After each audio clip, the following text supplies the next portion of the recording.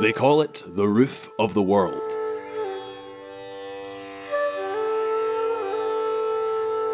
And it is one of the most isolated lands on the planet. Surrounded by the world's highest mountains, Tibet has forever been a land of monks and nomads, a place seemingly frozen forever in time.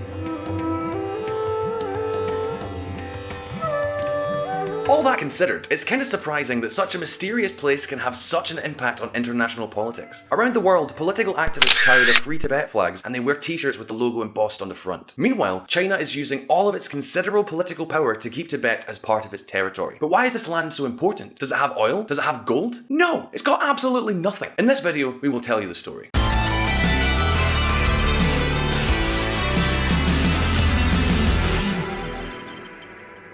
The first question we should ask ourselves here is, who on earth thought it was a good idea to settle in Tibet? I mean, who's the first genius who said, hey guys, gather round. How about we cross the world's highest mountains while we freeze our asses off and then we start a human settlement on the other side in the middle of nowhere? Who's with me? If starting a civilization was not enough, they also managed to build more than 6,000 beautiful Buddhist temples in the most inexplicable places you could possibly imagine. Yes, friends of VisualPolitik, there are many inexplicable things about Tibet. In fact, there are many things we don't know about Tibet, starting from the fact that the name itself refers to three different things. First of all, we have the Tibetan Plateau, a massive area 5 times the size of France, with an average elevation of 5,000 meters. That's high enough to skydive from. So I'm told. I've never been skydiving, I'm scared of heights. As you can see, much of the plateau is shared with several other countries, such as Bhutan and Pakistan, and the area is home to other cultures and religions beyond just the Tibetans and Buddhism. But, as you know, Tibet is much more than an exotic place. When talking about politics in Tibet, we usually refer to this Tibet.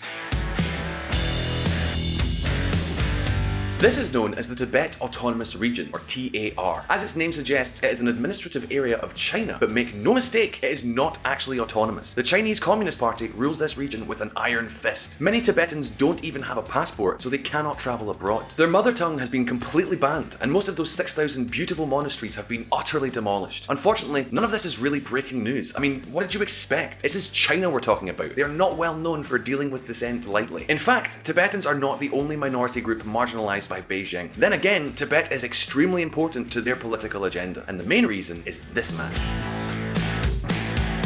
1989. Dalai Lama wins the Nobel Peace Prize. New York Times. The Dalai Lama is the religious leader of Tibetan Buddhism and the leader of the Tibetan government in exile. He wants the TAR to separate from China, but I'm sure you already know this. Everybody knows the Dalai Lama, and why wouldn't they? He's got such a cool haircut, which he copied from me, just let it be known. In 2013, a pollster company called Harris conducted a survey with the world's most popular leaders. The Dalai Lama came out in joint first place alongside Barack Obama. This is surprising, given that Tibet has just over 3 million people and is almost impossible to reach. You would be forgiven for expecting Tibet to be one of those unknown places where human rights are violated all the time, but you only heard about here on VisualPolitik in one of our videos. For example, have you ever seen a demonstration in support of the rights of the Uyghur minority in China? Chances are you don't even know the people I'm talking about. And yet, the Free Tibet campaign has gained the support of lots of influential people, including Hollywood celebrities like Richard Gere. Here in the city where I live, in Prague, in the Czech Republic, you can see flags hanging out of windows that say Free Tibet. And if you think waving this flag has no political consequences, you had better think again. Remember, this is China we're talking about. Bangladesh show covers up Tibetan art after China complains. China's revenge for Prague's support of Tibet. China complains to US over lawmakers' visit to Dalai Lama. The funny thing about all of this is that China has plenty of other international problems to deal with. Do you want territorial conflicts? You've got the dispute with Japan on the East China Sea and ongoing border clashes with India to the south. Want to hear about oppressed minorities? You can read about the Uyghur minority every day in the newspapers. Yes, dear viewers, Tibet is not China's only problem, but China takes Tibet very seriously. Even talking about it within China is prohibited, which, by the way, is also a rule that applies to talking about my teeth in the comments. I'm British. What did you all expect? And outside of China, naming this specific problem is a synonym for having a diplomatic conflict. And you might wonder, why? Is it because of economics? I mean, not really. Tibet is China's poorest region. Is it because of oil? Not really. So what then? Why is China so invested in keeping Tibet in their territory? Why is this such a huge deal in international politics? Is China really entitled to claim Tibet as a region? In this video, we're going to answer all of these questions. But before we do, let's take a look back at some history. Last corner of the earth. Does the name Tenzin Gyatso ring a bell for you? This is the name of the Dalai Lama. In fact, saying Dalai Lama is like saying the Pope. Just like the Pope is the head of the Catholic Christianity, the Dalai Lama is the head of Tibetan Buddhism. And just like the Pope is the leader of the Vatican State, the Dalai Lama is the political leader of the Tibetan government in exile. And here's a fun fact for you all. How old do you think Tenzin was when he was named Dalai Lama? The answer is he was 5 years old. Yes, dear viewers, the Dalai Lama is not elected democratically, and he's not even chosen by luck of inheritance. The Dalai Lama is the reincarnation of a goddess who has such a complicated name, I'm not even going to try to pronounce it, because let's face facts, I can barely speak English as it is. So, once the Dalai Lama passes away, the religious authorities start looking for the next human into whom the Dalai Lama has been reincarnated. Which, by the way, is how we choose new hosts here on VisualPolitik. And how do they recognize that? I don't know. Ask a Tibetan Buddhist, I just look like one. But once they find the true Dalai Lama, they crown him as the king of Tibet, and then he will rule the country as the absolute monarch until he passes away. This is the political system Tibet has had since 1391. In the meantime, Tibet has been conquered by the Mongolians and the Chinese, but they kept that feudal and theocratic system almost untouched. They just paid tribute to the Chinese dynasties that controlled them. Basically, for centuries, nobody really cared about Tibet.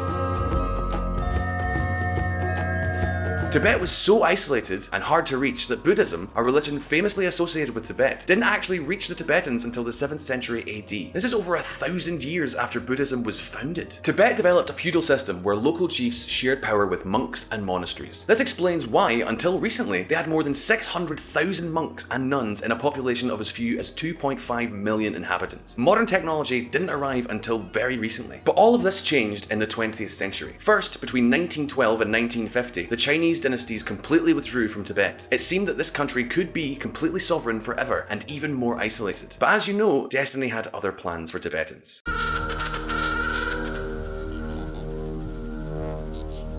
Politics is war without bloodshed, while war is politics with bloodshed. Mao Zedong. On October 6th, 1950, the Chinese People's Liberation Army crossed into Tibet and inflicted a crushing defeat on the Tibetan army. There was no need for a genius strategy here. China had about 550 million inhabitants, while Tibet had less than 2.5 million. Also, the Tibetan government, having taken an extreme isolationist policy, had no international allies to aid them. So, despite Tibet being an easily defensible location, it was really terribly easy to conquer them. At the time, the 14th Dalai Lama, the same one we have today, was only about 16. And he sent a delegation to Beijing to negotiate a deal. Without his approval, this delegation, which also wasn't allowed to communicate back to the Tibetan government, signed the 17-point agreement. This agreement resulted in China annexing Tibet, but it left the area with some actual autonomy, similar to the situation in Hong Kong today. The Dalai Lama could remain in power, and the traditional Tibetan system, known as the Kashag, could remain in place. And so I know what you're thinking. So far, nothing's really changed, right? For centuries, Tibet's leaders had a free rein to rule their country as long as they would pay tribute to whoever ruled China. First, it was the aristocratic dynasties, and now it's the communists. What's the difference? The difference is in the details.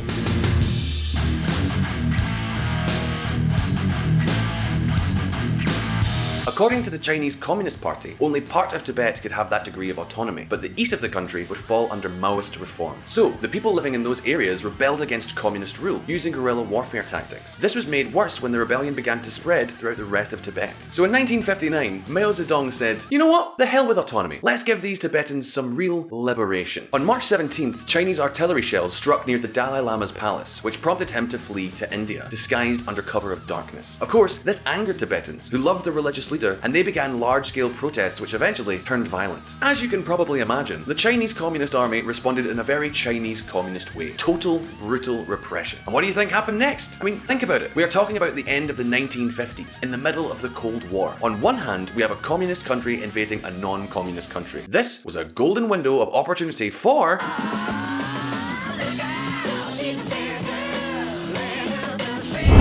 CIA gave aid to Tibetan exiles in 60s. Files show. Oh, no one ever expects the CIA. So yes, the US armed the Tibetan rebels and subsidized the Dalai Lama while he was living in exile. The CIA spent more than $1.7 million a year supporting the Free Tibet cause. $500,000 went to arming the guerrillas, and $180,000 went to the Dalai Lama. This is how this regional conflict turned international. All of a sudden, the whole world knew about the Dalai Lama, and Free Tibet became one of the most popular human rights campaigns worldwide. While in exile in India, the Dalai Lama created a Tibetan library and made Tibetan Buddhism known in unexpected places like the US and Europe. I'm sure many of you have a Tibetan mandala at home, or you have a friend who has lotus flowers in their bedroom. If you do a Google search, you will find lots of websites and newspapers supporting the Tibetan cause, and Hollywood celebrities have been extremely vocal on this topic. Just check this out.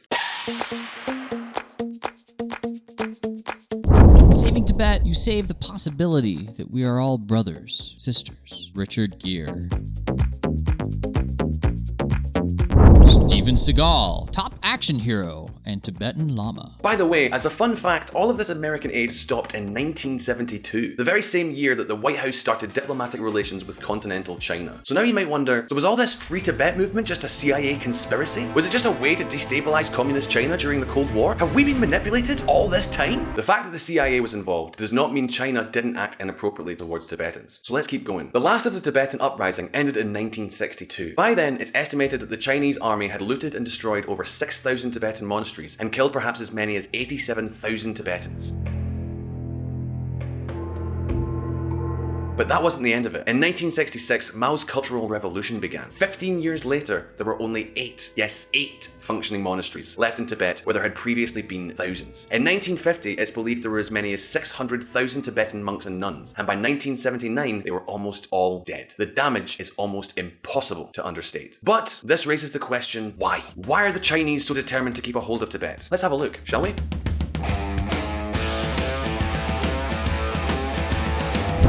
Axis of Asia. So why does China want Tibet? Even today, Tibet ranks lowest on the Human Development Index out of all of China's 31 provinces, and a significant portion of the population holds real resentment towards the ruling Communist Party to boot. Well, in true VisualPolitik fashion, the answer is both complicated and simple. Let's have a look at a map again and get ready for some terrible pronunciation.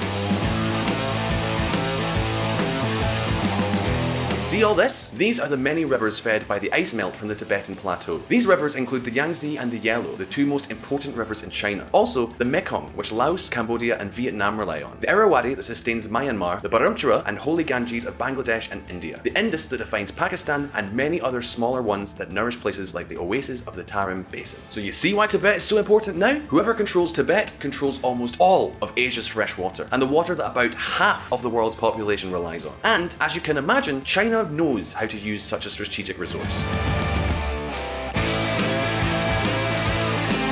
China completes Tibet's biggest hydropower plant. China now has around 87,000 water dams. 2/3 of those are built in Tibet. And that's not all. In 2007, the Chinese government found large mineral deposits. It would seem that Tibet is home to large amounts of gold, copper, lead and zinc. So much in fact that it might account for about half of all of China's copper and zinc. Of course, there are several environmental concerns linked to all this. And India is worried about the Chinese control of Asian waters. At the end of the day, many of those rivers that stream from Tibet are the lifeblood of India. So I know what you might be thinking. You might be thinking, it doesn't sound so bad after all, Grant. Sure, being invaded by China is not great, but what if that invasion brings money and jobs to the people? That's not so bad. Let's be honest though here. Prior to the Chinese invasion, Tibet was far from a good place to live. And if you look at the pure statistics, Tibet's GDP has been growing at a constant 2-digit rate for more than 25 years. That's a lot of money and jobs. Where's the problem with that then? Well, most of that money and most of those jobs go straight to the ethnic Chinese who have migrated to Tibet.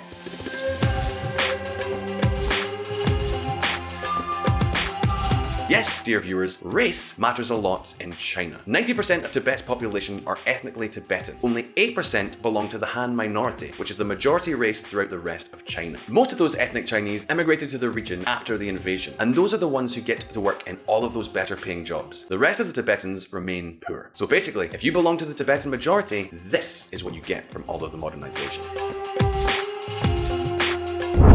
Tibetan nomads forcibly resettled by China struggle with loss of an over 8,000-year-old heritage. First post, 2019. Tibetans in anguish as Chinese mines pollute their sacred grasslands. A large lithium mine not only desecrates the sacred grasslands, villagers say, but spawns deadly pollution. The river used to be full of fish. Today, there are hardly any. Hundreds of yaks, the villagers say, have died in the past few years after drinking river water. The Washington Post, 2016. So, according to a census conducted by Beijing University, only 1% of Tibetans have emigrated to the rest of China by 2010, and the few who made it usually had a hard time finding a good job in cities like Shanghai or Beijing. Basically, that means if you are Tibetan, you have few opportunities at home and even fewer in China. All of this explains why, despite China's efforts to suppress Tibetan culture, many still follow the Dalai Lama. On the other hand, the current Dalai Lama is very different from his predecessors. He has spent most of his life outside of Tibet. He's been among Western leaders, and this has influenced his political views radically. Dalai Lama proclaims success of Tibetan democracy, hands over government duties to elected Tibetan leader. All of this means that if one day the Dalai Lama comes back to Tibet, he won't be the absolute theocratic monarch he was decades ago. This time, he would support a democratic government with a parliament and an elected leader. But so far, it seems very unlikely that China will let Tibetan separatists have their way. So now, the question is over to all of you. Will the Tibetans retain their culture and way of life? Will the Dalai Lama ever return? Will they achieve independence or even just real autonomy? Will there ever be a free Tibet? We'd love to hear your opinions in the comments down below. Also, don't forget to visit our friends from reconsidermedia.com, the podcast that provided the vocals in this episode that were not my dulcet tones. Don't forget that we publish brand new videos every week, so subscribe, and if you hit the little button down there, you'll get updates whenever we put out a new video. If you like this video, give us a thumbs up. It's free, and that is a great price. Once again, I'm Scottish, and copper wire was invented when two Scotsmen were fighting over a penny. It should also be noted that YouTube is taking an increasingly anti-creator stance in favour of legacy media and corporations, and we're basically one edgy video away from being totally demonetized. So if you want to keep us going as your favourite independent source of political news, check out our Patreon in the description down below. And as always, I'll see you guys next time. If you want to learn more about politics and world affairs and hear some more of my lovely voice, come check out the Reconsider podcast, where we don't do the thinking for you. Find Reconsider at www.reconsidermedia.com or on Apple or Google Play or your favorite podcatcher.